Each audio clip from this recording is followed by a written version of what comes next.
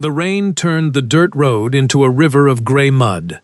Hannah walked the last 3 miles to the grand stone gates, her wooden trunk on a horse-drawn cart driven by a quiet farmer. A sharp, terrified scream of a horse cut through the downpour. Hannah dropped her umbrella and ran toward the gravel yard, where 8 men shouted in confusion around a large gray mare fighting thick ropes, her white eyes rolling as front hooves cut the wet air. One groom was dragged across stones, while another swung a lasso. The mare came down hard, twisted, and struck a heavy stone block with her shoulder, leaving a trail of pink blood running down her leg in the rain. On the high stone porch stood a tall man in a dark coat, long white hair contrasting the gray sky. He watched the disaster with icy stillness. "Shoot her," he said quietly, voice cutting through noise without raising it. A guard raised a heavy hunting rifle. "No," Hannah called before she could think, boots splashing through puddles. She dropped her wet straw hat and walked straight to the guard, placing her bare hand flat against the cold metal barrel to push it firmly toward the ground. The man looked surprised and let his arm drop. "Give her some space," Hannah told the men. "All of you need to step back to the stone wall and let the ropes go right now." A young groom started to argue, but something in her quiet tone stopped him. The men backed away, letting wet lines fall slack into deep mud. Hannah Cross, 22 and soaked to the skin, walked out into the open space toward an animal that had already injured 2 people that morning. She did not look the terrified mare in the eyes. She had learned long ago never to stare down a frightened creature. You make yourself look small, dull, and entirely uninteresting, so the animal finds nothing to fear. She stopped 6 feet away, turned her shoulders slightly to the side, and looked away at the falling rain. "There now," she murmured softly to the empty air. "What a massive amount of noise for nothing at all." The mare's ears twitched and turned forward half an inch. Hannah reached into her deep coat pocket and pulled out a plain iron snaffle bit that had belonged to her father. It was the only item she had kept when the family estate was sold to pay off debts, a common piece of metal worn smooth by 40 years of use. She held it low in her open palm, letting the cold rain wash over it, and waited patiently for 2 minutes while the courtyard remained perfectly silent. The white-haired man on the steps did not move a single muscle, his pale white skin gleaming in the dull light. The mare took 1 slow step toward her, then another, lowering her bruised head until her wet lips touched the metal bit in Hannah's hand. Hannah slid her other hand gently under the animal's wet jaw and began to stroke the large, trembling neck until its breathing slowed from terror into simple exhaustion. "There now," she whispered into the horse's ear. "You are not going to die today, because nobody sensible destroys a fine mare just because she got scared of a few ropes." Then she looked up toward the porch. The white-haired master was staring down at her with large, dark eyes that seemed completely black from a distance. His face was remarkably handsome, but entirely expressionless, like a statue carved from winter ice. "Take the horse inside," he told the grooms without looking away from Hannah. "Dry her off and take care of that shoulder immediately. Do not destroy anything on this property today." The men quickly led the mare away, leaving Hannah standing alone in the downpour with her father's iron bit in her fist and gray mud covering her skirts up to her knees. "You are the young woman my grandmother sent for from the southern valley," the master said as he walked down 1 step, his movements so smooth and silent he barely seemed to touch the stone. It was a statement, not a question. "I am, sir," Hannah replied, offering a quick curtsy despite the thick mud. "The old lady hired me to act as her daily companion." "You arrived later than expected," he noted, voice smooth and cold as river ice. "The wooden bridge over the creek was washed out by the storm, so I had to walk the last 2 miles on foot." He looked down at her dripping clothes, her ruined hat on the gravel, and the smudge of horse blood drying on her pale wrist. Whatever he thought, his expression remained perfectly hard and cold. "Harris will show you to your room on the 3rd floor," he said simply, turning his back to enter the massive stone hall. Hannah picked up her wet hat and watched him vanish into the shadows. An elderly butler with neat gray hair stepped out of the doorway, having watched the entire interaction. "Master Arthur," Harris called softly toward the dark interior. "Should I ask the cook to send some hot tea and cold meat up to the young lady's room?" The Vampire King looked back once across the wet courtyard, at the small, drenched figure. "She will not last a single month in this valley," he told his butler, before walking deep into the house. Harris said nothing, but as he walked down the steps to carry her wooden trunk himself, he remembered that in 30 years of working at the manor, he had never seen that gray mare walk willingly to a stranger's hand. He kept that thought to himself, and led the new companion inside.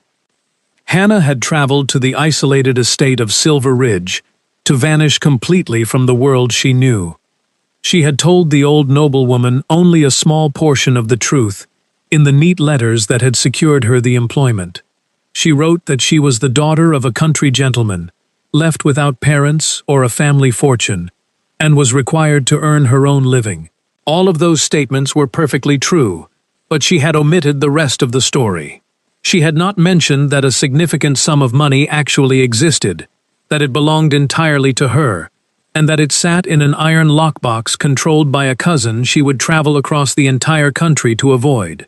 Her father had passed away when she was 19, leaving her an inheritance of $4,000, along with a complicated legal document. The money was held securely in a trust, until she either married or reached the age of 25, depending on which event occurred first. The trustee named in her father's will was her uncle, a man named Thomas Finch. Mr. Finch had a son named Richard, and he had a very specific plan for his niece's future. If Hannah married Richard, the $4,000 would remain permanently in the hands of the Finch family, where her uncle had already quietly spent a large portion of it to cover his own debts. Hannah had refused Richard's proposal in their cold sitting room during the late days of October, and she left the house entirely in November with nothing but 15 shillings in her pocket and her father's iron bit. She had answered an advertisement in a newspaper using a different address, signing her short letters with a simple initial, praying the name would mean nothing to anyone in this remote northern valley. Her 25th birthday was still 3 years away, and she only needed to remain hidden and unmarried until that time came. Once she reached that age, the money would become hers alone, and no man would have the legal right to touch it.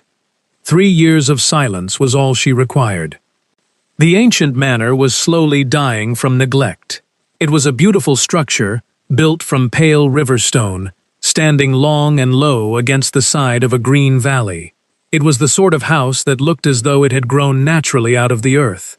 There were 200 years of careful planning in its heavy wooden beams and stone walls, yet it was falling apart from the inside out.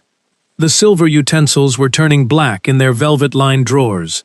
The white table linens were never rotated or aired out, and half of the grand reception rooms remained locked and covered in heavy gray sheets. Those closed rooms carried a heavy smell of damp earth and mold, which meant a section of the slate roof had been leaking for at least a year. Down in the kitchen, the massive cast-iron stove smoked constantly because the brick chimney had not been swept in months. The head cook, Mrs. Weaver, frequently wept over large pieces of beef that arrived showing signs of decay, yet she could not send the meat back. She explained to Hannah that Mr. Miller settled all the accounts with the merchants, and Mr. Miller refused to be questioned about his business by a common cook. Mr. Miller was the estate steward who had arrived shortly after the old master died, and the previous housekeeper passed away during the winter. Since that time, there had been no proper housekeeper, leaving Mr. Miller with the sole management of every room and the keys to every locked door. Hannah looked at the smoking stove, the spoiled food, and the 2 tired young maids scrubbing the floors. A house of this size required a full staff of organized workers, yet one man held every piece of authority, which usually meant the property was being systematically robbed. She kept her thoughts to herself, because she was here to remain unnoticed, so she simply learned the names of the household servants, sat quietly with the old lady for her hours of reading, and held her tongue. Her silence lasted until the 3rd week of her stay. The old noblewoman, Lady Martha, was 81 years old and missed absolutely nothing that happened within her sight. She sat every day by the small brick fireplace in the south parlor, the only truly warm room in the entire house, wrapped in a woolen shawl the color of a bird's wing and holding her back as straight as an iron rod. Her hands had become twisted and knotted with time, but her pale eyes remained perfectly sharp and clear.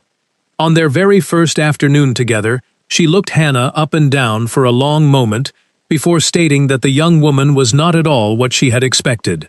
Hannah apologized for the disappointment, but Lady Martha quickly clarified that she had not expressed disappointment, merely surprise, noting that if Hannah wished to survive in this world, she must learn to hear the difference between the two words. She tapped the wooden arm of her velvet chair and ordered Hannah to sit where the light from the window would fall directly across her face. "My grandson informed me that you managed to calm the gray mare in the middle of a storm during your first hour on the property," Lady Martha said, watching her closely. Hannah replied that the animal was simply terrified by the noise, but the old lady shook her head, explaining that the mare had already injured 2 experienced grooms since the autumn and was scheduled to be shot by the guards on Tuesday morning. She studied Hannah's calm expression, explaining that the gray mare had belonged to her granddaughter, Sarah, who was the younger sister of the king. Sarah had passed away the previous spring at the age of 23 after catching a sudden fever, and she had been the true mistress of the estate, who kept the keys, maintained the peace, and kept the entire household functioning. Since that tragic week in April, King Arthur had never entered the eastern wing of the building, nor had he spoken his sister's name to anyone in the valley, choosing instead to ignore every chore that needed attention, because everything in the house reminded him of her loss. The old lady explained that her white-haired grandson had allowed the steward to hold the reins of the property simply because he could not bear to touch them himself, creating a weakness that might prove to be highly expensive for the family line.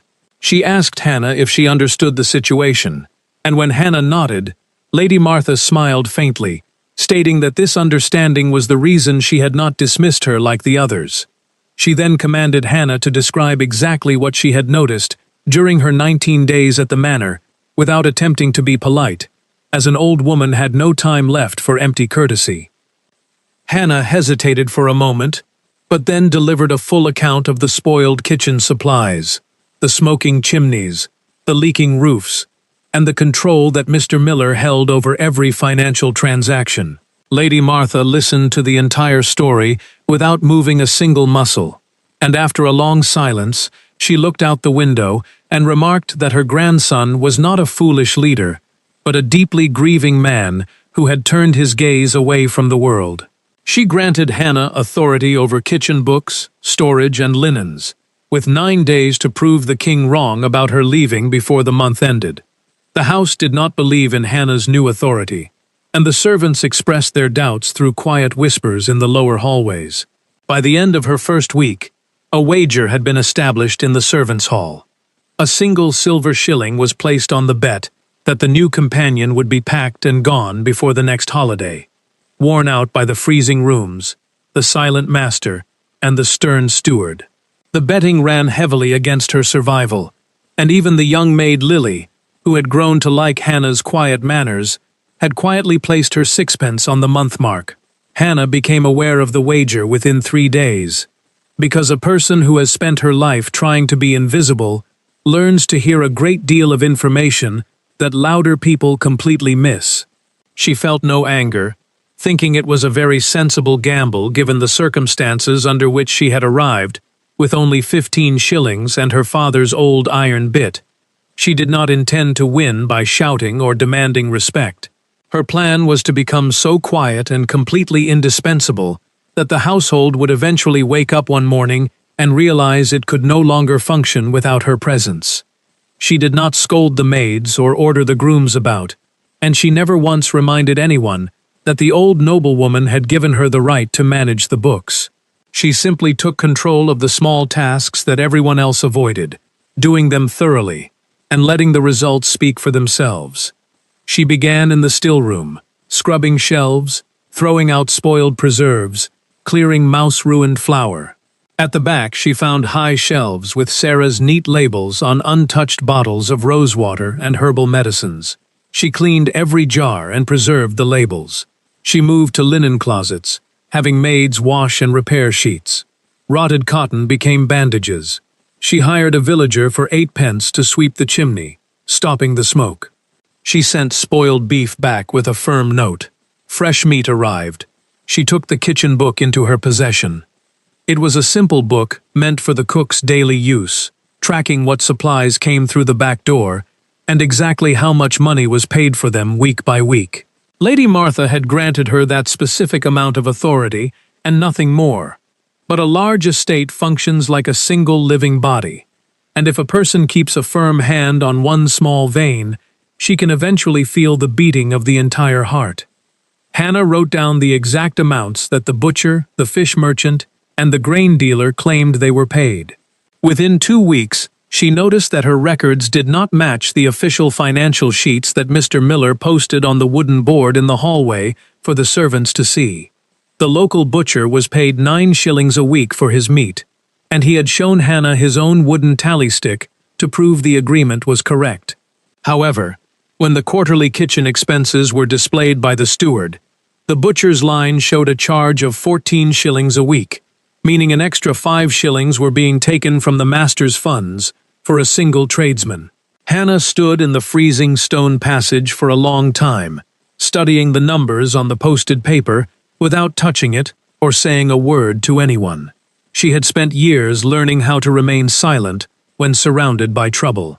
She knew she was right about the extra 5 shillings, and that certainty sat heavily within her mind like a cold stone that refused to be forgotten.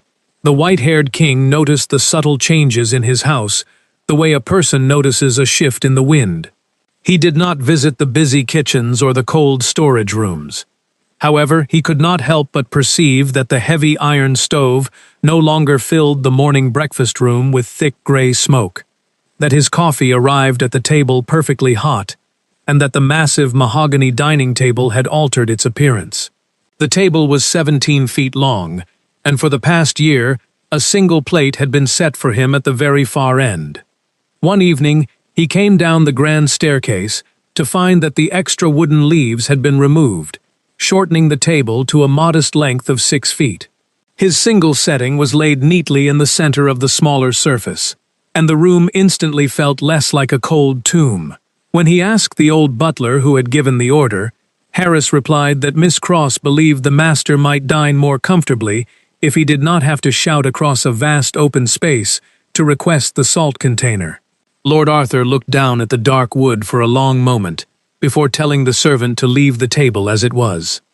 3 days later, he encountered Hannah by accident in the long portrait gallery. She was carrying a heavy wicker basket of mended white linens against her hip, her sleeve pushed up to reveal a small smudge of yellow beeswax on her pale wrist. She stepped aside immediately, pressing her back against the wood paneling and lowering her eyes to the floor, as a proper servant was expected to do. The Vampire King walked past her for 2 paces before he stopped completely and turned his head to look back at her. "You are the young woman who held the gray mare in the middle of the storm," he said, his pale white skin appearing translucent in the light from the window. "Yes, sir," Hannah answered quietly, keeping her head bowed. "My grandmother has set me to work on the household fabrics, along with a few other daily chores in the rooms." He looked at her properly for the first time since her arrival, now that her clothes were completely dry and the daylight revealed her true features. She was a small, quiet woman with dark brown hair and plain clothes, the sort of person that a crowded ballroom would look straight through without a second thought. Yet when she raised her eyes to answer his question, her gaze was perfectly level, clear gray, and entirely free of the terror that most humans showed when standing near his pale form. His own servants always kept their eyes fixed firmly on the floor tiles, and his elderly grandmother looked right through him, as though he were a shadow. But this woman looked at him as if he were simply a man who had asked a simple question. It disturbed his usual sense of isolation. "The gray mare has recovered fully from her fright," he stated abruptly. "I am very glad to hear that, sir," Hannah replied gently. "You were correct, that she was far too valuable an animal to be destroyed over a moment of panic." He seemed to want to say something more, but he appeared to have no understanding of how to form the words, so he simply told her that was all, and continued walking down the long gallery. Hannah stood with the heavy basket on her hip, and watched his tall figure disappear into the shadows, wondering why the massive stone house suddenly felt a little less like a graveyard. She reminded herself firmly that the estate's financial problems were none of her concern, and that she was here only to remain hidden for 3 years until her trust fund became available. The first month passed without Hannah leaving. The household acknowledged her in small ways. Younger maids brought troubles to her sitting room. Cook Mrs. Weaver worked with new energy. Groom Jacob touched his hat. Even Butler Harris brought difficult questions to her. Without title or authority, Hannah had quietly begun managing daily operations. The more she examined the house, the worse the books appeared. The deception extended beyond the extra 5 shillings on the butcher's bill. One dark afternoon, her duty to count the storage supplies carried her further down the northern passage than she had originally intended to go.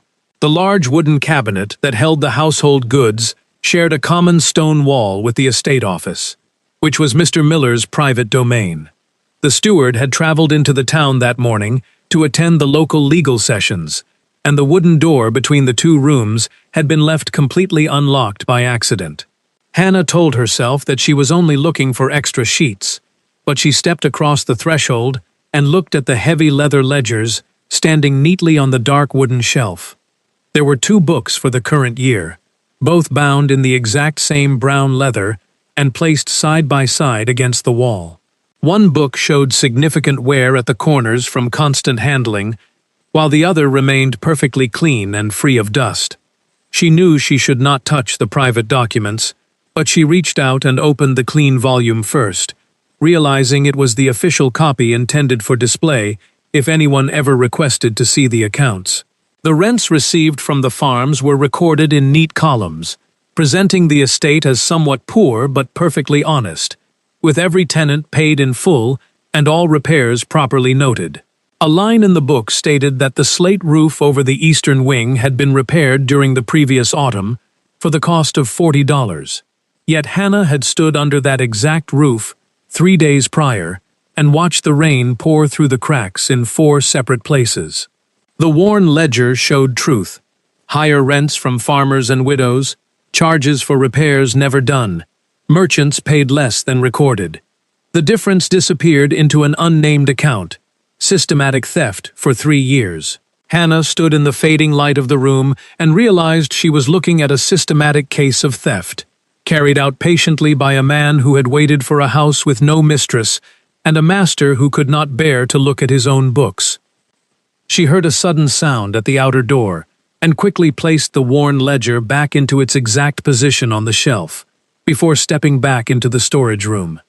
She was standing with her slate in her hand, counting the linen cloths aloud, when Mr. Miller walked into the passage with the cold rain dripping from his heavy wool coat. The steward was a soft, heavy man of 40 years, with a pink face and a frequent smile that did not match the cold look in his eyes. He stepped into the room and asked her what business a companion had in his private office after the dark hours had fallen. Hannah did not look up from the slate, replying calmly that the old noblewoman had requested a full inventory of the white sheets, noting that many pairs were torn and required immediate repair.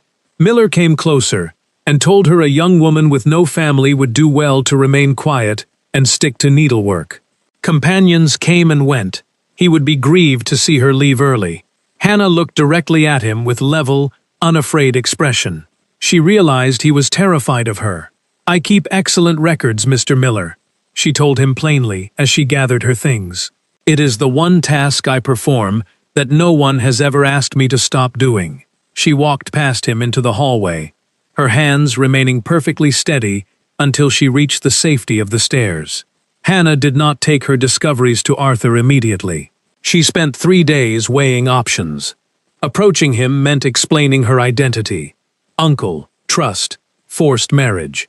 If she made an enemy of Miller, she might be dismissed without recommendation, allowing relatives to trace her and force marriage to Richard. It seemed wiser to keep silent for 3 years.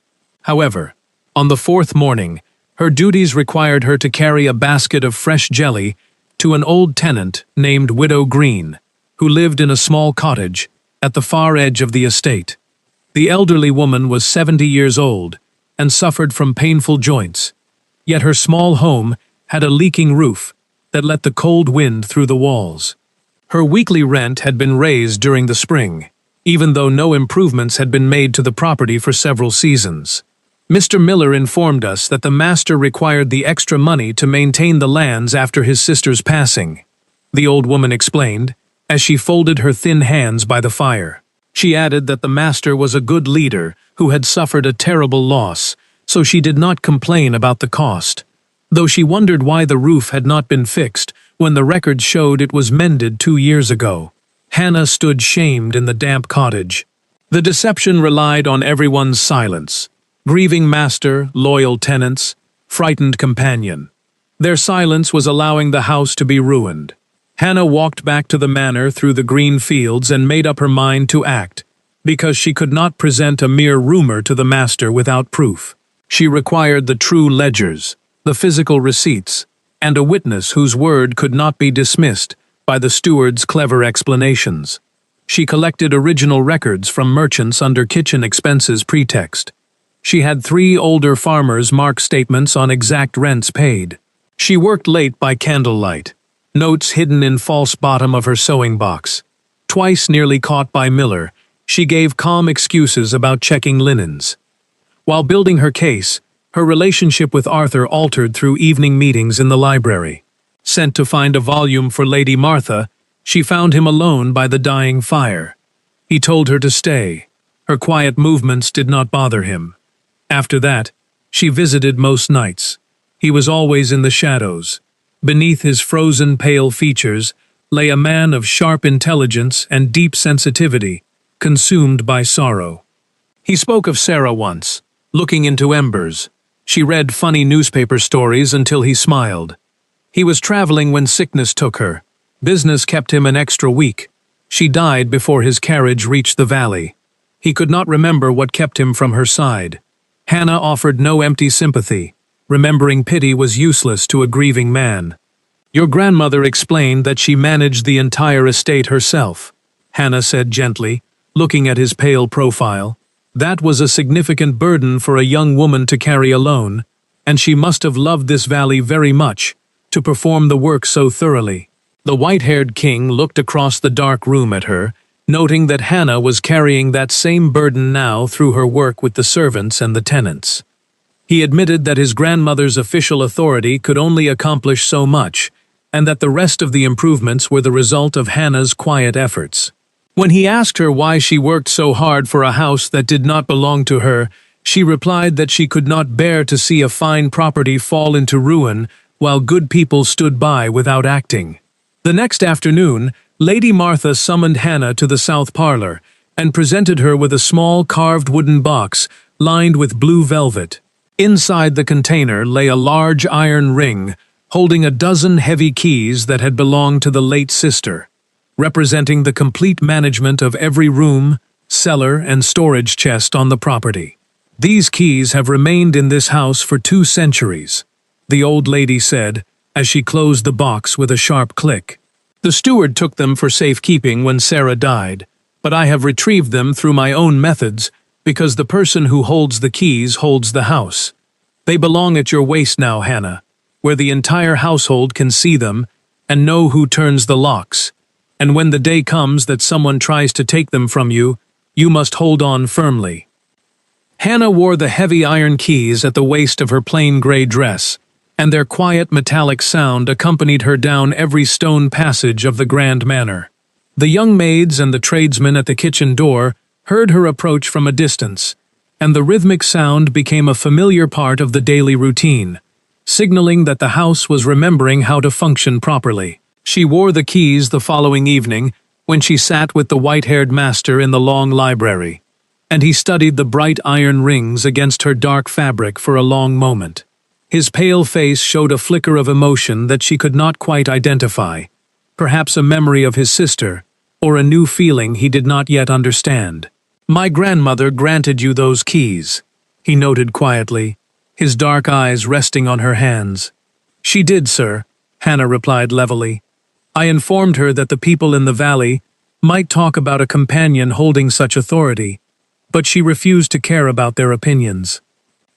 Lord Arthur turned his closed book over in his pale hands, remembering that his sister used to say an estate could not be managed by a simple signature on a piece of paper. She believed a large house required a woman's constant attention and a woman's keys, because ruin always started from the inside, while the master signed his name to documents he did not read. He admitted that he had signed many financial papers during the past year without taking the trouble to read their contents, and Hannah suggested gently that it might be time for him to begin reading them again.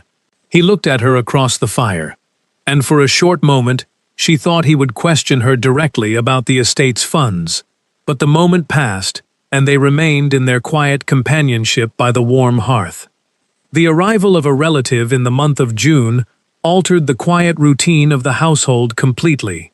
Mrs. Beatrice Vance was the master's first cousin, a handsome woman of 35 years, who had been left with a small income after her husband passed away in a distant town. Since the sister's death, she had visited Silver Ridge frequently, staying for long periods in the guest rooms, with a specific plan to become the next manager of the grand estate. She desired to control the wealth and saw opportunity in grieving bachelor king and house with no mistress. She had assisted Miller 3 years prior to secure his position, while her debts were paid from estate funds. She noticed changes and the companion with keys. Within a week, she realized Hannah was hiding from her past. She questioned Hannah during tea about family history. Hannah said her father was simple country gentleman from North, with no fortune. Beatrice smiled coldly, remarking it must be exhausting to live between two worlds, and she was watching closely. The situation moved to crisis, as Beatrice wrote letters trying to discover vanished women of means. The answer arrived when a carriage came up the drive. A heavy red-faced man in plum coat stepped out. Hannah's uncle Thomas Finch, tracked through a servant's letter. He came to reclaim his ward and $4,000, to force her to marry Richard. Hannah was standing in the courtyard with a wicker basket of fresh roses when the carriage stopped, and she dropped the container onto the gravel, as her uncle called her an ungrateful girl who had cost him a significant amount of money in travel expenses. That was the precise moment that Lord Arthur walked down the front steps of the manor, his long white hair gleaming in the sunlight as he demanded to know the meaning of the disruption in his yard. Thomas Finch appealed. The young woman was his legal ward, who fled family duty like a thief, and hidden under false name. Beatrice confirmed with her letter, suggesting Hannah might be altering accounts. Every eye turned to Hannah. Arthur looked at her coldly, believing deception. Hannah realized her fear had vanished. Standing openly was less terrifying than years of invisibility. "Every statement this gentleman has made about my name is true," Hannah said clearly, her voice reaching every corner of the yard. "I am Hannah Cross, and my father left me $4,000 in a trust, controlled by this man, who has already spent a large portion of it on his own debts. I came here to survive until my 25th birthday allows me to claim my money legally, and I have spent the last 3 months copying your true estate accounts, because a dishonest man is robbing this house from the roots, and I can prove it to you this very afternoon." The final examination took place in the library, lasting through afternoon and half the night. Hannah brought notes and receipts. Harris sent for merchants, who confirmed true numbers. Head groom brought tenants. They marked statements proving extra shillings for non-existent repairs. Miller claimed a companion could not understand estate business. Arthur opened the worn ledger, turning pages in silence. He closed the book. "I allowed the theft to happen because signing papers was easier than confronting my sorrow." He ordered the steward to leave the property immediately, informing him that the local sheriff would receive the complete records by the following noon, and that every stolen dollar must be restored to the tenants. Mr. Miller walked out of the room without another word, casting a final look of anger at Hannah as he disappeared into the dark hallway.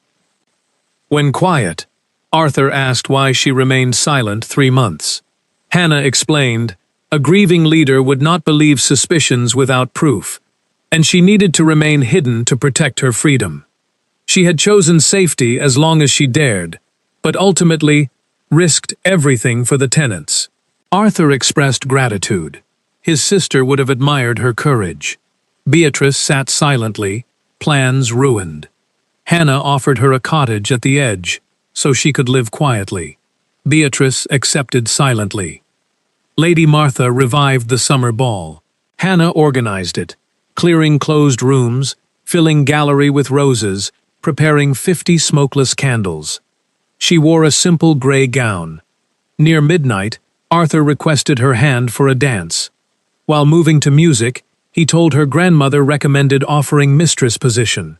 He would not offer marriage of convenience because she had her own fortune. He asked her to marry him because he wished to spend his life with the one person who had never shown fear in his presence. Hannah accepted, requesting tenant roofs be repaired before harvest. By high summer, Hannah managed the estate honestly. Stolen funds were returned to tenants from Arthur's pocket. Uncle returned south empty-handed. On her 25th birthday 2 seasons later, Hannah received her $4,000 and donated it all to improve estate family's conditions. They married quietly in the Valley Church in July. Lady Martha lived 2 more years to see the house happy. One warm evening, Arthur found his wife with the ledger and asked what tasks remained. Hannah said she would always find useful work because she could not tolerate waste. She realized her journey brought unexpected understanding of safety. She had spent youth trying to remain invisible, believing silence the only shield. Yet here she discovered true security existed in the courage to be completely seen by someone who understood her value, and in the quiet strength of an honest life built on plain truth.